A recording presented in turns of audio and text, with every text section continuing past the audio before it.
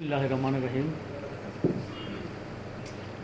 উপস্থিত সাংবাদিকবৃন্দ, আপনাদের সকলকে সালাম ও শুভেচ্ছা জানিয়ে আমার বক্তব্য শুরু করছি। সালাউদ্দিন সাইদ সাহেব 1988 খ্রিস্টাব্দে একজন মহিলার সাথে বিবাহ বন্ধনে আবদ্ধ হন এবং 2011 সালে এই বিবাহ বিচ্ছেদ ঘটে। এরপরে দেখা যায় যে 2012 সালে গিয়ে তিনি যৌতুকের মামলা করেন। তো আপনারা নিশ্চয়ই জানেন যে যৌতুকের মামলা যদি করতে হয় তখন বিবাহ যদি কার্যকর বা বলবৎ থাকে তখনই কিন্তু যৌতুকের মামলা করা যায়।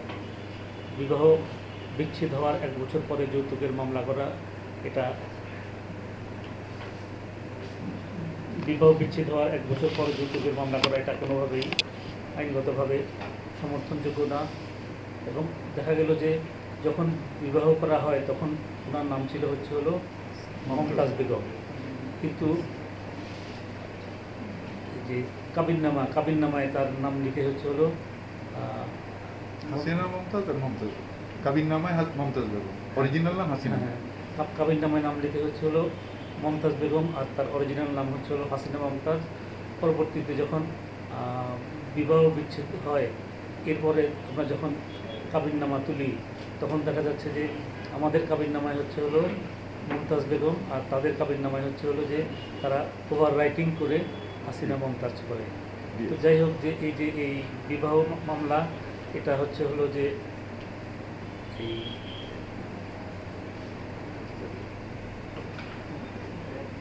এটা করা হলো যে 1 বছর পরে, অর্থাৎ যখন ডিভোর্স হয়ে যায়, ডিভোর্স হওয়ার 1 বছর পরে মামলা করার কারণে এই মামলার কোনো কার্যকারিতা নাই। তারপরেও দেখা গেল এই মামলায় সাজা হয়েছে। এবং সাজা কেন হয়েছে সেটা তো আপনারা নিশ্চয়ই এতক্ষণ যে বক্তব্য শুনলেন, বক্তব্য থেকে আপনারা বুঝতে পারলেন। এরপরে দেখা গেল যে আপনার যে দাল্লা মেডিকেল সেন্টার যেটা করা হয়, এই দাল্লা মেডিকেল সেন্টার সম্পূর্ণটুকুই কিন্তু করা হয়েছে হলো এই সালাউদ্দিন সাইদ সাহেবের অর্থায়নে।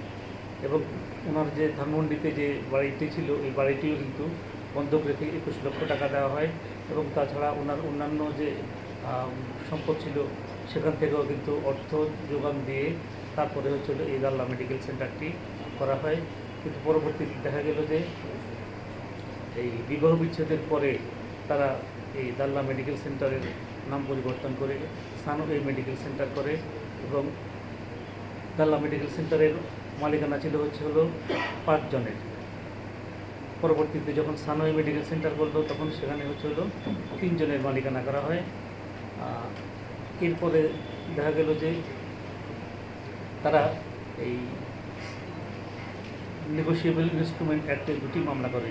একটি মামলা করে চিটাগাংয়ে, সেটা হলো যে 2,78,00,000 টাকা। আর আরেকটি মামলা করে হলো ঢাকায়, সেটা হলো 1 কোটি টাকা। এবং 2,78,00,000 টাকার যে মামলাটি করে, ওই মামলাটিতে দেখা গেল যে প্রথমে এটা হলো একটা সিনিয়র অ্যাকাউন্ট ছিল, 1996 সালে এই অ্যাকাউন্টটা খোলা হয়। পরবর্তীতে এটা 2001 সালে এটাকে যৌথ অ্যাকাউন্ট অর্থাৎ সালাউদ্দিন সাইদ এবং হাসিনা মমতাজ নামে করা হয়। তো যদি এই ধরনের কোনো মামলা করা হয় তাহলে তো যেহেতু যৌথ অ্যাকাউন্ট, তাহলে উভয়ই হলো এটার জন্য সমভাবে দায়ী হবে। কিন্তু দেখা গেল যে একমাত্র সালাউদ্দিন সাহেবকেই কিন্তু এটাতে দায়ী করা হয় এবং সালাউদ্দিন সাহেবকে এই 2,78,00,000 টাকা দেওয়ার জন্য আদালতের আদেশ হয়। এরপরে 1 কোটি টাকার যে মামলা করা হয় সেটাতেও দেখা গেল যে আইনজীবীর যে স্বাক্ষর থাকার কথা, আইনজীবীর নাম স্বাক্ষর কোনো কিছুই কিন্তু নাই।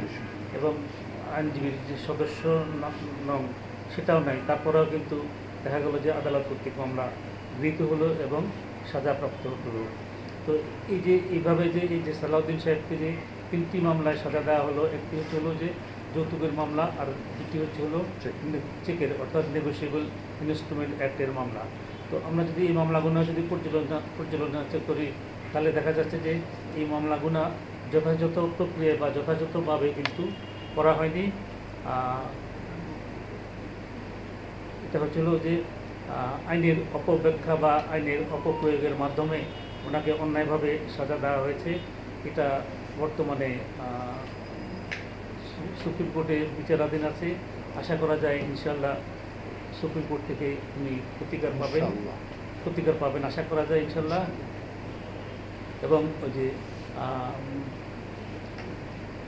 এই সানওয়ে মেডিকেল সেন্টার যে ভবনে করা হয়েছে, সেটা যে জালিয়াতির মাধ্যমে যে তারা যে সরকারি সম্পত্তি যে আত্মসাৎ করেছে, এই ব্যাপারটাও দুদক টেক আপ করেছে। এবং আশা করা যাচ্ছে যে এটাও হয়তো আশা করা যাচ্ছে যে ইনশাল্লাহ সুরাহা হবে। তো যাই হোক, যে দীর্ঘদিন দেশে আইনের শাসন না থাকার কারণে একজন নিরীহ ভদ্রলোক আদালত কর্তৃক অপমানিত হয়েছেন, লাঞ্ছিত হয়েছেন, নিগৃহীত হয়েছেন এবং তাকে জেলেও যেতে হয়েছে। তো আশা করি এগুলোর অচিরেই ইনশাল্লাহ অবসান হবে এবং উনি সুবিচার প্রাপ্ত হবেন এবং উনি একজন দেশের যে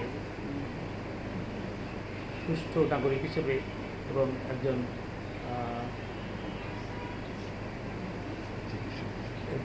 চিকিৎসক হিসেবে উনি ওনার যে গৃহীত যে সম্মান সেটা ফিরে পাবেন ইনশাআল্লাহ। এই বলে আমার বক্তব্য শেষ করছি। আল্লাহ হাফিজ। আচ্ছা, আমার হচ্ছে আপনাদের অনেকগুলো ডকুমেন্ট দিচ্ছেন, যেটা হচ্ছে যে এর সাথে আমাদের যেটা আপনার নিঘানামাটা, নিঘানামা করে আমরা